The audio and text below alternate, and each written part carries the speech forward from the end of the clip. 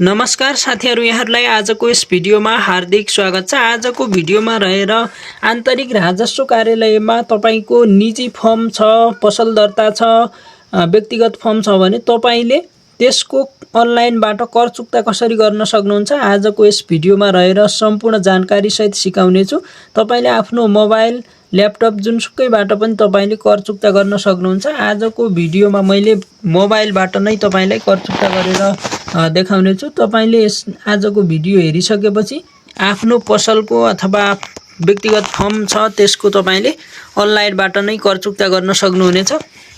असोज मसान्त भित्र तपाईले कर चुक्ता गर्नुभयो भने अतिरिक्त शुल्क लाग्दैन। त्यसभन्दा पछि फेरि अन्य शुल्कहरू लाग्ने गर्दछ। तपाईले समयमा नै कर चुक्ता गर्नुपर्ने हुन्छ। अब कर चुक्ताको लागि तपाईले कुनै ब्राउजर खोल्नु पर्ने हुन्छ। ब्राउजर खोल्न तपाईले गुगल अथवा क्रोम ब्राउजरबाट जान सक्नुहुन्छ। म गुगलबाट गइरहेको छु।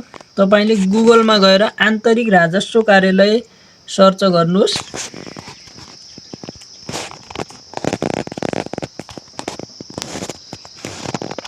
आन्तरिक राजस्व विभाग भनेर तपाईले सर्च गरिसकेपछि आन्तरिक राजस्व विभाग सुरुमै छ। तपाईले यसमा क्लिक गर्नुहोस्।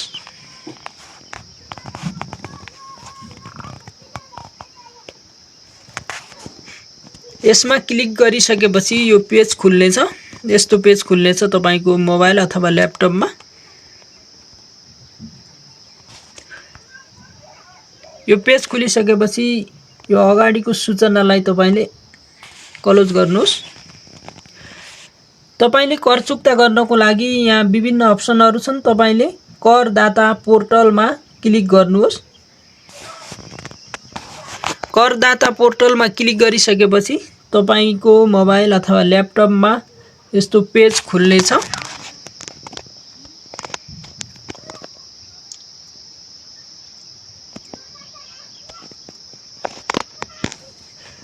यस्तो पेज खुलिसकेपछि तपाईले अब कर चुक्ताको लागि यहाँ विभिन्न अप्सनहरु छन्। तपाईले यहाँबाट धेरै कामहरु गर्न सक्नुहुन्छ। आज मैले कर चुक्ताको लागि मात्र सिकाउन गइरहेको छु। अन्य कुनै माध्यम भिडियोहरु चाहिन्छ भने तपाईले कमेन्ट गर्नु होला। मैले अन्य यी विभिन्न शीर्षकहरुको भिडियो तपाईहरुलाई प्रस्तुत गर्नेछु। कर चुक्ता गर्नको लागि तपाईले इन्कम ट्याक्स भनेको छ, यसको प्लस आइकनमा क्लिक गर्नु होला। त्यसपछि तपाईको व्यक्तिगत फर्म हो भने तपाईले D01 रिटर्न इन्ट्री भनेको छ, यसमा क्लिक गर्नु होला।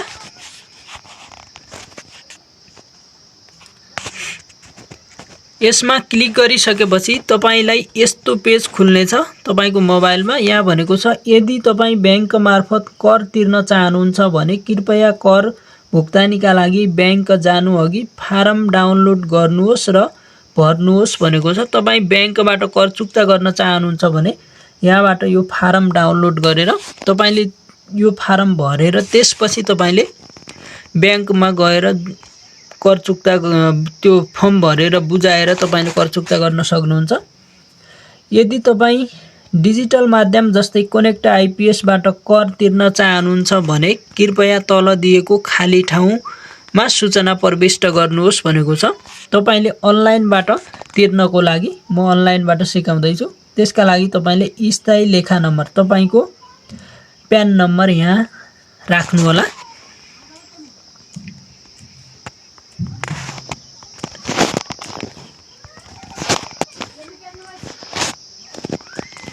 तपाईको प्यान नम्बर राखिसकेपछि तपाईले व्यवसायको नाम, ठेगाना, मोबाइल नम्बर भनेको छ, यसमा तपाई क्लिक गर्नु होला। आफै यहाँ सम्पूर्ण कुराहरु आउनेछ। यसरी आइसकेपछि तपाईले रजिस्टर भनेको छ, यसमा क्लिक गर्नुहोस्।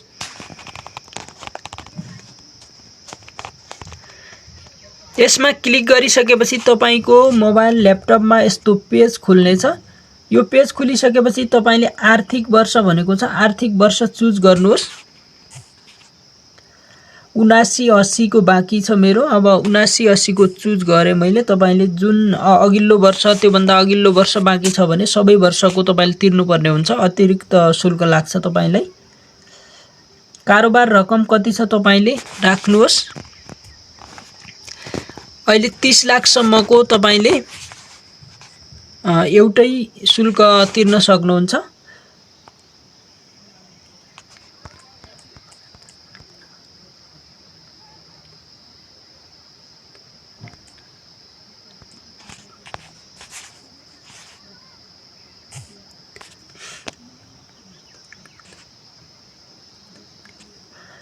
तपाईको कारोबार रकम र कट्टी हुने रकम, तपाईको नाफा कति भएको, नाफालाई तपाईले घटाएर राख्न सक्नुहुन्छ।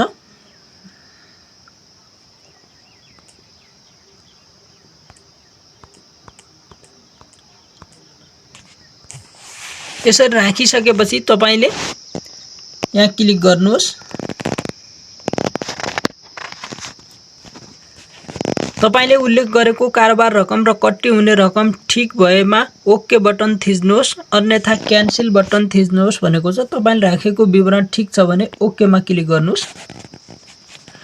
अर्को आय वर्षको आय विवरण पेश गर्न चाहेमा पुनः आय वर्ष छनौट गरी कारोबार रकम र कट्टी हुने रकम उल्लेख गर्नुहोस् भनेको छ। मेरो अर्को वर्षको बाँकी छैन। त्यसपछि तपाईको यस्तो पेज खुल्ने छ। आर्थिक वर्ष, कारोबार रकम, कट्टी हुने रकम, आय रकम, लाग्ने कर रकम 4000 शुल्क लाग्ने छ। कर चुक्ताको लागि 4000 रुपैयाँ तिर्न पर्ने छ कर। त्यसपछि तपाईले यहाँ बैंक छान्नुहोस् भनेको छ। यहाँ बैंक चुज गर्नुपर्ने हुन्छ। बैंक तपाईले जुनसुकै बैंकबाट तिर्न सक्नुहुन्छ। नेपाल बैंक, राष्ट्रिय वाणिज्य बैंक। मैले राष्ट्रिय वाणिज्य बैंक चुज गरेँ। त्यसपछि यहाँ भनेको छ तपाईले घोषणा गरेको कारोबार रकम र कट्टी हुने रकम ठीक भए नभएको पुनः चेक जाँच गर्नुहोस्। यदि ठीक भएमा सबमिट बटन थिच्नुहोस्। बेठिक भएमा डिलिट गरी पुनः विवरण भर्नुहोस् भनेको छ। तपाईले ठीक छ भने सबमिट मा क्लिक गर्नुहोस्। सबमिट मा क्लिक गरिसकेपछि यो पेज खुल्ने छ। यसरी सम्पूर्ण विवरणहरु सहित तपाईको कर रकम सहित सम्पूर्ण यसरी आउने छ। यसरी आएपछि तपाईले यहाँ कुन माध्यमबाट तिर्नु पर्ने त कनेक्ट आइपीएस बाट छ। त्यसैले कनेक्ट आइपीएस मा चुज गरेर तपाईले रकम भुक्तानी गर्नुहोस् मा क्लिक गर्नुहोस्। अब तपाईले आफ्नो कनेक्ट आइपीएस को युजर नेमलाई टाइप गर्नुहोस्। तल दिएको क्याप्चालाई तलको कोठामा जस्ताको त्यस्तै टाइप गरेर साइन इन गर्नुहोस्। त्यसपछि तपाईले आफ्नो कनेक्ट आइपीएस कनेक्ट गरेको बैंकलाई चुज गरेर तपाईले सबमिट मा क्लिक गर्नुहोस्। त्यसपछि तपाईको मोबाइल अथवा जीमेल मा एउटा वन टाइम पासवर्ड आउनेछ। त्यसलाई टाइप गरेर सबमिट मा क्लिक गरिसकेपछि तपाईको कर चुक्ता कम्प्लिट हुनेछ। आजको भिडियो हेरिसकेपछि तपाईले आफ्नो व्यक्तिगत फर्म पसलको कर चुक्ता तपाईले तुरुन्तै गर्न सक्नुहुनेछ।